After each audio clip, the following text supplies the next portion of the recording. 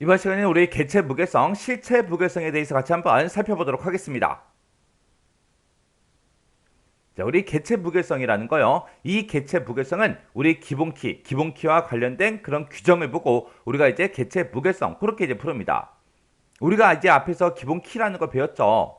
기본키라는 거는 특정 튜플을 이제 유일하게 구분할 수 있는 그런 속성을 보고 우리가 기본키라고 했죠. 해서 기본키는 중복된 값을 가질 수가 있다 없다? 없다라고 했어요. 그리고 기본키는 널 값을 가질 수 있다 없다? 없다라고 했죠.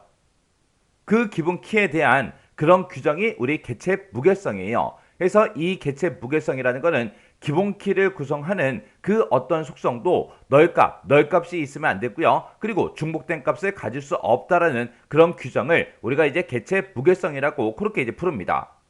얘는 이제 우리가 홈페이지에서 특정 홈페이지에서 내가 그 홈페이지를 이용하려면 내가 이제 회원가입을 해야 되겠죠. 그때 이제 회원가입을 할 때 우리가 이제 아이디라는 걸 우리가 입력을 하죠. 이 아이디 입력하는 거 잘 생각 한번 해보세요. 이 아이디라는 거는 내가 그 홈페이지에 이제 회원가입을 할 때 우리가 이제 아이디다, 패스워드다, 뭐 이름이다, 생년월일 이것저것 막 입력을 하죠. 여러 가지 값들을 이제 입력을 하는데 우리가 이제 아이디를 딱 입력해 놓고 그리고 나서 반드시 뭘 해야 돼요?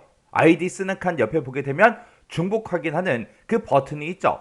그래서 내가 아이디를 쓰고 싶은 걸 막 썼어요. 쓰고 나서 이제 중복 확인을 했더니 이미 다른 사람이 쓰고 있대요. 그럼 나는 그 아이디를 쓸 수 있다 없다? 없다. 그렇게 이제 중복 검사를 한다고요.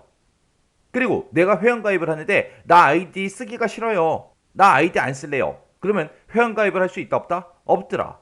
그래서 아이디를 꼭 반드시 입력을 해야 됩니다. 그래서 널 값이 이제 올 수가 없다는 거예요. 그래서 아이디를 입력을 하지 않고는 회원가입이 진행이 안 되더라. 왜? 내가 이제 회원가입을 하기 때문에 내 데이터가 나에 관한 그런 정보가 어딘가에는 이제 기록이 남을 거예요. 그러면 그 사이트를 관리하는 그런 운영자들이 이제 각각의 이제 회원들을 관리를 할 때 그때 이제 아이디라는 거를 기본키로 설정한 다음에 이 아이디라는 걸 기준으로 해서 각각의 회원들을 전부 다 이제 관리를 한다고요. 그래서 예를 들어서 지금처럼 이렇게 이제 테이블을 하나 구성했는데 지금처럼 학생 릴레이션이 있어요. 여기 보니까 이제 학번을 이제 기본키로 내가 만약에 설정을 했습니다. 설정을 했는데 지금처럼 이렇게 비어있는 값이 있어요. 그러면 김한순이라는 사람은 도대체 이 테이블에서 김한순이라는 이 데이터를 어떻게 찾을 거예요?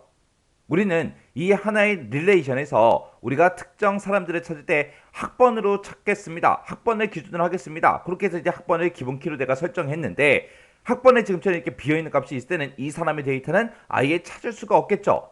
해서 이렇게 학번에 널값이 있으면 안 된다. 그런 규정이에요. 그리고 내가 학생 릴레이션을 구성을 했는데 지금처럼 학번이 1004라는 그 학번에 가진 사람이 만약에 두 명이 있다. 그러면 학번을 1004 찾아주세요. 그렇게 하게 되면 김한순하고 이다희하고 둘 중에 이제 누구를 화면상에 표시해 줘야 돼요. 해서 이렇게 중복된 그런 값이 학번에는 우리가 입력을 할 수 없다라는 거예요. 자, 그럼 예시 좀 보자고요. 자, 우리 예시를 보니까 이제 학생이라는 그 릴레이션에서 학번이라는 걸 가지고 이제 기본키로 정의를 했대요. 학번이 이제 기본키예요. 학번이 기본키인데 그때 이제 내가 새로운 튜플을 이제 추가를 시킬 거예요. 내가 여기다 이제 새로운 사람 한 명의 데이터를 이제 입력을 할 거예요. 입력을 하는데 학번은 이제 기본키이기 때문에 반드시 값을 입력을 해야 되겠죠. 그때 나 학번 쓰기 싫어. 안 쓸 수 있어요? 없죠. 왜? 널 값이 올 수 없다 그랬으니까.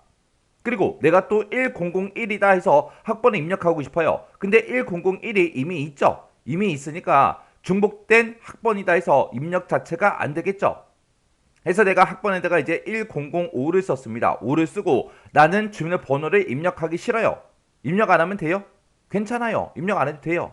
나 성명 쓰기 싫어요? 입력 안 할 거예요. 입력 안 해도 돼요. 그리고 주민번호가 됐든 성명이 됐든 이런 것들은 중복값을 입력할 수 있다 없다? 있더라.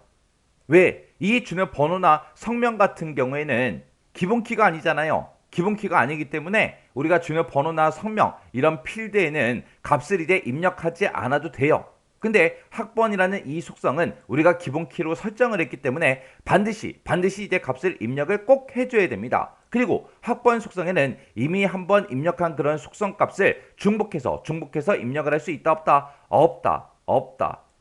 해서 우리가 기본키로 정의한 그런 속성이 있을 때 그 속성의 값은 반드시 입력을 해야 되고요. 그리고 중복값을 입력할 수가 없다. 이런 규정을 보고 우리는 이제 개체 무결성이라고 그렇게 이제 부르는 거예요. 그래서 우리 시험 문제로 개체 무결성이 딱 하고 나오면 개체 무결성을 우리가 딱 보자마자 기본키를 바로 떠올려야 됩니다. 그래서 이 기본키를 구성하는 그 어떤 속성도 널값이 됐든 중복값이 됐든 이런 것들을 가질 수 없다라는 그런 규정을 보고 우리가 이제 개체 무결성 그렇게 이제 부르는 거예요. 그래서 개체 무결성은 뭐 별거 없죠. 그냥 기본키 널값이나 중복값을 가질 수 없다. 이게 끝이에요. 더 이상 없습니다. 이게 별거 없는데 우리 시험 문제로 제일 많이 나왔다고요. 그래서 이 개체 무결성 정확하게 여러분들 알고 지나가셔야 돼요. 정확하게 기억하세요.